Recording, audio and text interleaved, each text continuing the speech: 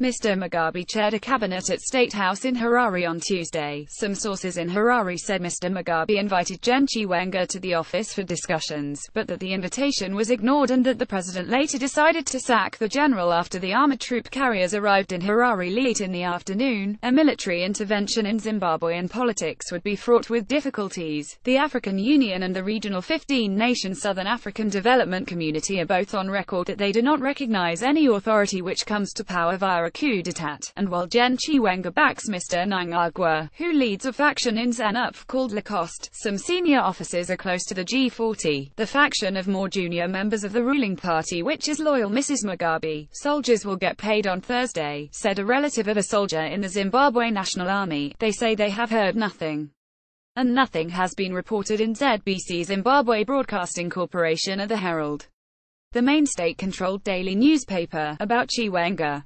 So many people do not even know that he had a press conference on Monday. David Coltart, a prominent Zimbabwean human rights lawyer, said on Tuesday Zimbabwe faces a grave constitutional crisis.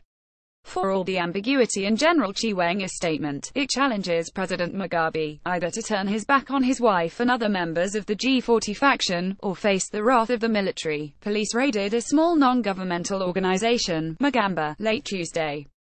Its manager, U.S. citizen Martha O'Donovan, was released on bail on Monday after being accused of tweeting messages critical of Mugabe, charges she denies.